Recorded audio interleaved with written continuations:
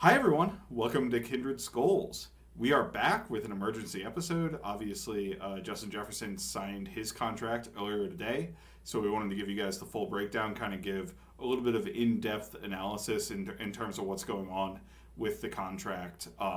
It's up on Over the Cap. Mike Florio from Pro Football Talk deserves one tiny little bit of credit in this whole thing, in that he did have the contract details first, so I guess we should give him that credit. And we'll get to why he doesn't get the other credit later in the show. Nick, how you doing today? I'm good. Florio, I think, clearly is just Jefferson's agent's mouthpiece in this whole Yeah, thing. Just ginning Jefferson up. Oh, they're gonna trade him if you don't pay him enough. Oh, you guys better move. Blah blah blah. That agent clearly wanted another beach home, and his second beach home closing was dependent on getting this Jefferson deal through the finish line. I think the most surprising thing about this process is that it wasn't at all surprising. Maybe the timing's a little bit surprising. I wouldn't have been surprised if this dragged on a little bit longer. That said, Vikings, this was probably their number one thing on their offseason list, and now you'll see them start to turn their attention to a few other things like Darisaw extension, some other contract restructures, a few more things. They've got a lot of cap space now if they want to go put some more chips into this next upcoming season. At the same time, I'm not sure that's how they're building their roster right now. But yeah, I said, Leo, the thing that doesn't, the surprising thing to me is it's not surprising. It's 4 years. That's about right. We saw some wide mm-hmm. receivers come in at three, take a smaller number to be able to double dip once the cap is shot up a little bit more. I think gone are the days of getting superstars for 5 year contracts. Would have been nice to have a fifth year at the end, but at the same time, I don't think there's a ton of value, especially when that fifth year is usually like funny money. $50 million or Yeah, something you slap on there, which you're going to renegotiate by that point anyway. So it doesn't really actually add that much value.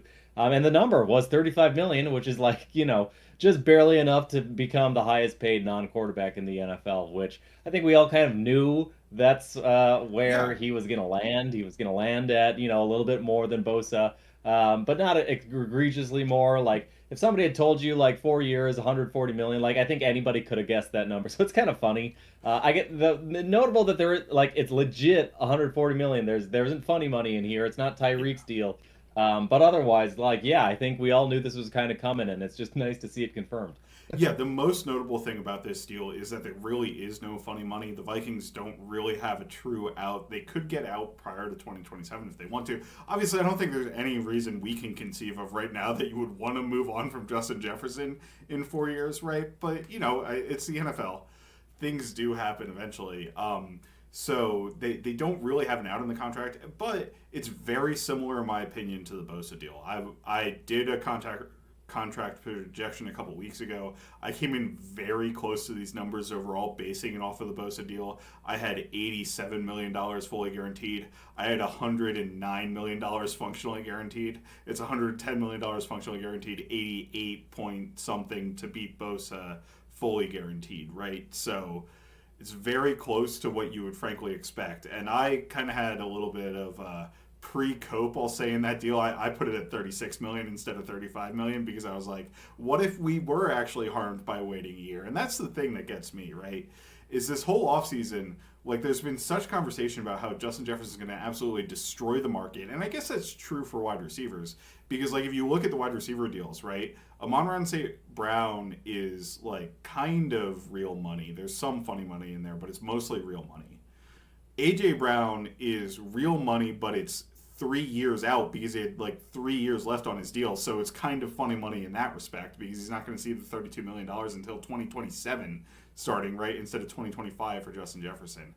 And then Tyreek's last year of his deal, he has like a $45 million salary. It's complete funny money for that $30 million. The real functional AAV is just over 25, right? So it totally resets the wide receiver market, but it doesn't reset the player market because it's almost copy paste of the Bosa deal, frankly, with $1 more million added on. Um, you've got the signing bonus, you've got option bonuses like you do in the Bosa deal, you've got a similar salary escalation. Now, Bosa is signed for one more year in San Francisco, so that is a little bit to the 49ers' benefit compared to where the Vikings are. But to your point, like, the Vikings' goal would not be for Justin Jefferson to hit free agency entering his age 30 season, right? In 2020, what is that, 2029. right? Their goal would be to re-sign him before then. At this point, if things go well, and if things don't go well, you don't really care that you don't have the 5th year on the deal, right? Because for whatever reason it failed, you don't really care. So overall, I think it's a very strong contract for Jefferson. I think it makes sense that he reset the market, and like he was always going to reset the market because Nick Bosa had to sign 1 year before him, right? Like Nick Bosa's timeline, he was drafted in 2019. His timeline started 1 year earlier. So, of course, it makes sense for Justin Jefferson's agent to wait out the Bosa deal, which happened like on the eve of the NFL season last year. It was signed September 6th, right? And do it here. And in terms of a timing perspective, I think it's perfect because Jefferson wasn't at OTAs. That made headlines, whatever. They're not mandatory. Mandatory minicamp is this week, so you really need to get this deal done for Jefferson to avoid racking up the fines for not showing up to mandatory minicamp and that sort of thing. So it's actually really a benefit to both sides, I think, getting it done in this time frame, and it does make some logical sense to have it done immediately before mandatory minicamp to me. Yeah, totally. It's actually kind of nice to have this like settled. We don't have to do the drama anymore. Mm-hmm. We can kind of, like I said, they've got a lot of other things on their off-season to-do list. So knocking this one out allows Jefferson to participate in OTAs, maybe get some reps under with JJ McCarthy or Sam Darnold, whoever the quarterback's going to be, get that process going. But like I said, like we kind of knew what the numbers would be. One thing that's interesting is they did do the thing where they made him so he was going to come in at his 5th year. He had his 5th year option left, and after that, the Yep. Vikings would have had the franchise tag option for 1, 2 years. Maybe theoretically you could do 3, but third would be exorbitant, wouldn't be worth it. But now they've got him for what 5 years of team control, and next year they actually created $11.1 million in cap space for the 2024 season Yep. by basically converting his 5th year option salary of almost $20 million to signing bonus. So. That creates a little bit of space. It does balloon the later cap hits a little bit more, but the cap is going to continue to rise. We say this is an unprecedented record-breaking deal. At the same time, if you compare it to his percentage of the cap, it's similar to what Julio Jones got. It's similar to what Megatron got. So that the fact that I think Jefferson should be very happy with this deal. Obviously, Yep. anybody should be happy to be the highest paid non-quarterback in the NFL. I think he did very strongly. I think he did particularly very strongly on the guarantees. It's not a fully guaranteed deal, but he almost got $100 million in guaranteed money over 4 years. That's insane for a non-quarterback.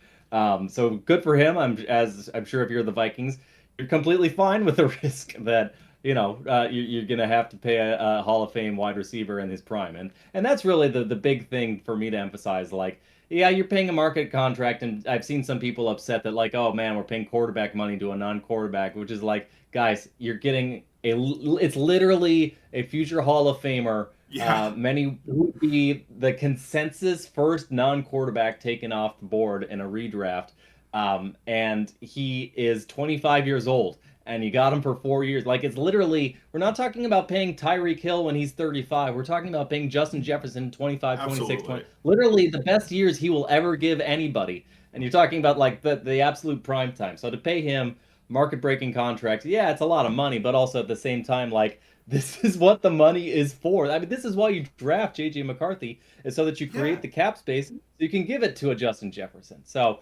an absolute, the very definition of win-win. Any team, 30-on-1 other teams would have been happy to give Jefferson this money. The Vikings clearly are very happy. Justin Jefferson should be very happy. Vikings fans should be very happy because they get to watch this guy for the next 5 years be a Viking.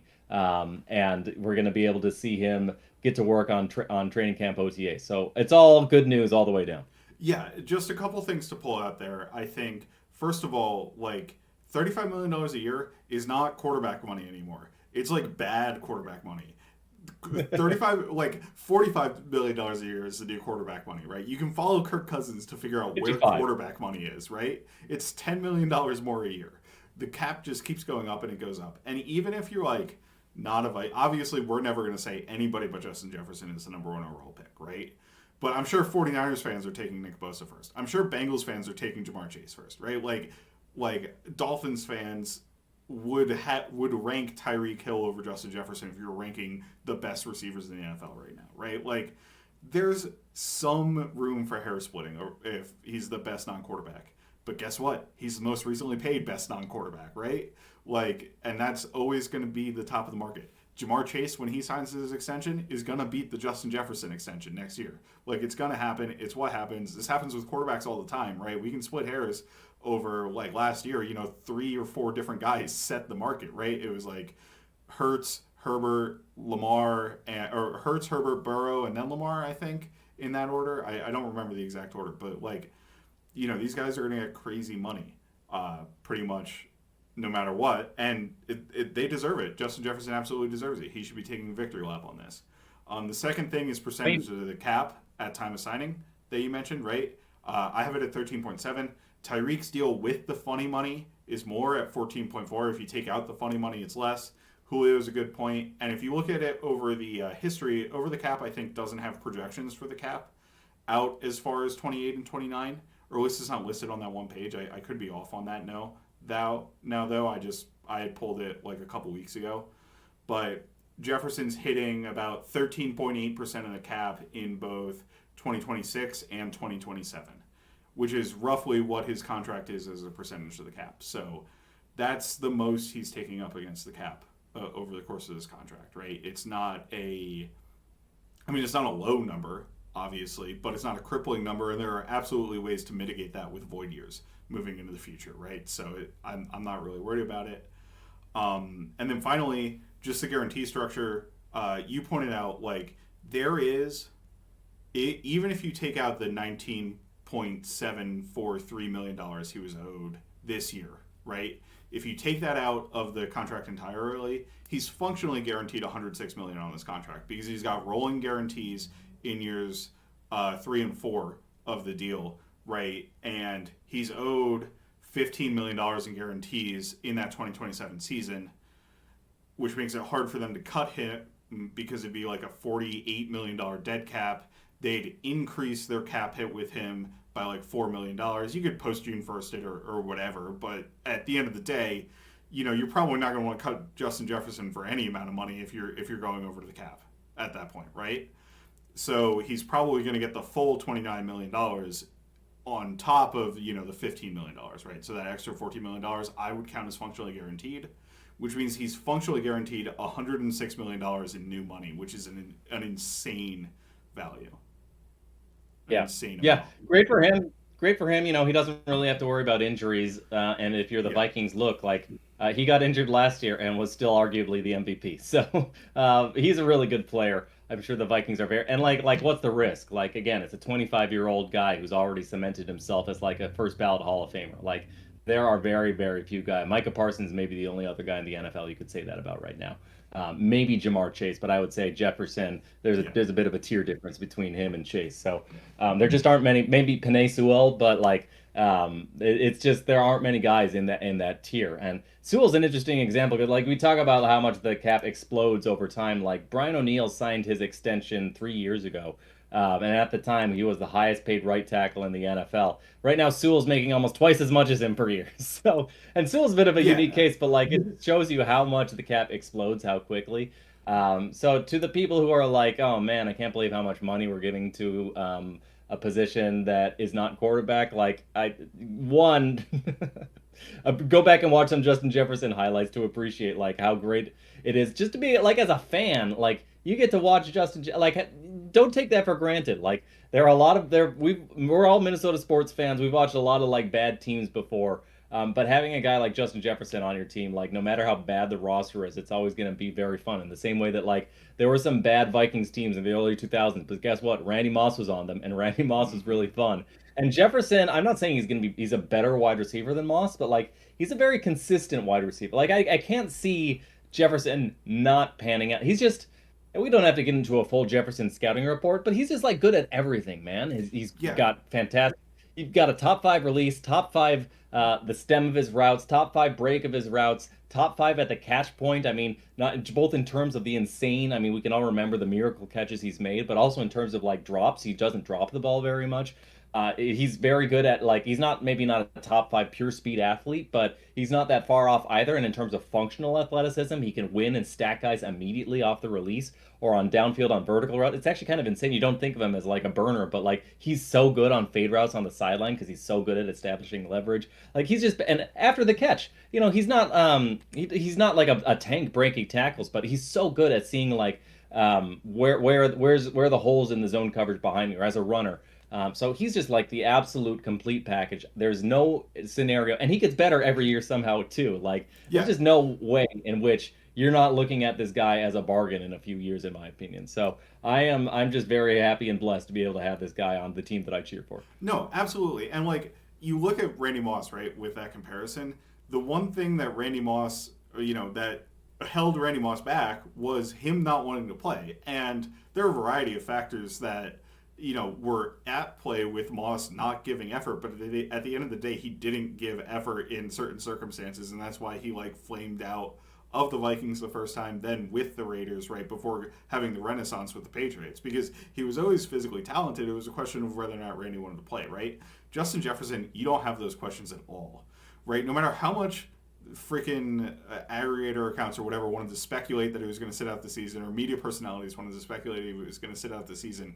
The play sequence that sticks in my head from last year is in the Lions game, where the season's basically dead at this point, and everybody remembers that 3rd and 20 ridiculous catch. It's like reminiscent of the Bills catch where it was like over multiple defenders converted the first down, right? But the play before that, I think Nick Mullins threw the ball backwards or something, and Jefferson hustled like 20 yards down the field and recovered the fumble, right? Like this dude cares about football, and that's why I can't see it possibly failing. Like I don't see how he loses that spark, right? And it's like it's been so frustrating to see the coverage of this because it's like, oh, does Justin Jefferson want to play for the Minnesota Vikings even? Like, or do the Vikings want Justin Jefferson? Like, for the entire offseason with all these aggregator accounts and Mike Florio kind of ringing the drum, right? And I'm just so tired of it. And the thing is, we're going to go into another one of these this year with Christian Darrisaw, right? Christian Darrisaw is 30 of his deal. He's eligible for an extension, but these things don't often get done after the 3rd-year deal. Kwesi said it last year with Justin Jefferson, right? So are we going to go into this offseason and get disappointed that Christian Darrisaw didn't sign before the season started, and then disappointed that he didn't sign before the draft happened, and then he signs during, right before mandatory minicamp again next year? Like, let's try to be better and guard against that, I guess, is kind of what my message is here.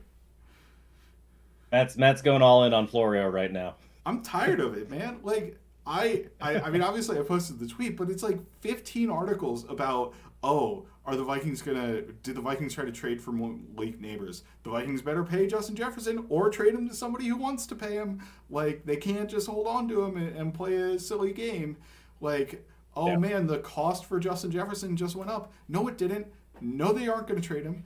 No, they didn't try to trade for Malik Neighbors. Like, it's just so annoying, man. I'm so tired of it. Like, I only want to read legit sourced reporting at this point. Like, I don't care about a single aggregator count. Don't show them to me. Show me the actual legit reporting where it's like, I have a real source here. And Florio does have real sources. I'm not saying Florio is like a guy who just makes stuff up for fun. And I'm not saying that this isn't stuff that he's hearing. But like Bob McGinn hears a million different ridiculous things from scouts and just blurts them out in his, yearly draft articles, right? Like we got to have a little bit more media literacy in terms of how we're looking at these things and consuming them and not freak out every single time somebody makes a completely on face ridiculous rumor about a player. Like it's just gotten me really frustrated this offseason. Bravo. You're off your soapbox, man. Yeah. Well done. Well, one last thing I'll say about Jefferson is you're not just the on-field product. Like we all know, the route running, the ability after the catch, the ability at the catch point. He's elite at everything across the board, and we've all seen the stats, the accolades, the Offensive Player of the Year awards, the All Pros. But you're also investing in the intangibles, and man, like Jefferson nails those. You're talking about a guy who was like not quite a walk-on at LSU, but like an unheralded recruit who kind of grinded his way every step of the way there. He does the dirty work in the blocking game. Everything, you hear about his what he does off the field. Like, this is a guy who lives, breathes football and wants to be great and is going to continue to be great, and like just fuels his whole person into that greatness. And so that's the kind of guy that like I'm happy investing in. I'm happy, comfortable taking the risk on. I don't see a lot of risk in paying. I guess he's technically 24 right now, but he turns 25 in a few weeks. Like having that, like the downside risk is what you got a future Hall of Famer in his prime on your roster. So, and the upside is this is a guy who is capable of being a Super Bowl difference maker. I mean, you're talking like an Aaron Donald type. I don't think the Yeah. Rams ever regretted paying Aaron Donald so much money. And in fact, it did ultimately result in them getting a ring because he was the best player on the field in that Super Bowl. So, just all around, like I said, Jefferson checks every box, both in terms of his pro scouting report on the field, but also the intangibles and the kind of guy you're getting in him. So I think everybody from the coaching staff to the fans to Justin Jefferson himself and his agent, everybody should be happy about this. No, absolutely. Like, he's probably a top 10 recognizable player in the NFL when you include quarterbacks, right? Like, when you include quarterbacks, which are obviously the most recognizable people. And it's because of, and it's because of off the field things, right? It's because of his personality. It's because of the gritty and things like that. But I bet you, like, every high school wide receiver in America wants to be Justin Jefferson, right? Like, I don't really, like, it's just he's so like gregarious of a personality, right? That it's it seems infectious, and I don't know how you could have moved away from that if you were the Vikings, right? Like moving on from him would have never made any sense in any universe to me. So Yeah. I You do not trade a 24-year-old future Hall of Famer. no like you just don't do it with his level of stardom and consistency so far, right? It's not like he has had one blow up season, right? He had three phenomenal seasons and got 1,000-yard season in a season where he played like 9 games, right? Like where he's injured, or I think he did play 10 games, but he missed like the entirety of that Raiders game, right? So just an absolutely absurd performance from Justin Jefferson throughout his entire career so far, and I really don't think it's going to fall off. So really exciting. Glad to wrap this up. Hopefully you got the contract details that you wanted to hear out of this, some of the detail in the contract that you wanted to hear about out of this. Anything else to add, Nick? Oh, I mean, that's it. I'm just very happy. So Yeah, hopefully you guys are too. The absolutely. fact that we get to watch this guy, like he's the best, he's the consensus best wide receiver in the NFL. First of all, stop and think about like how often in recent NFL history has there been a one consensus guy? Maybe Julio in his prime, maybe Antonio Brown in his prime, and maybe Megatron in his prime. And we're talking about like a 2, 3 year period because these guys kind of went up and down over that period. Jefferson is on that level, maybe even a little bit above it. I mean, Megatron's prime was pretty insane if you guys remember it or were old enough to watch it. And Moss before him, like of course, and Fitz. So there's like a lot of great guys, but like Jefferson stands toe to toe, maybe even a little bit above each of these guys. And again, he's 24 years old, turning 25, and the Vikings have him under contract now until the next decade, like Yeah, 2029. So that is really awesome. The fact that we're going to continue to get to watch this guy, and the fact that having the best non-quarterback in the NFL makes your team a lot better because wide receiver is arguably, I mean, the NFL contracts attest to this, it's the most valuable position outside the quarterback too. That's why they're getting paid all this money, is because we were realizing that it's not just the quarterback, it's also the guys around the quarterback that make the passing offense, which drives victories go. So all of this, like I said, I've been being going to repeat myself, but like everybody should be happy because everything about this is just a win for everybody. So yeah, absolutely.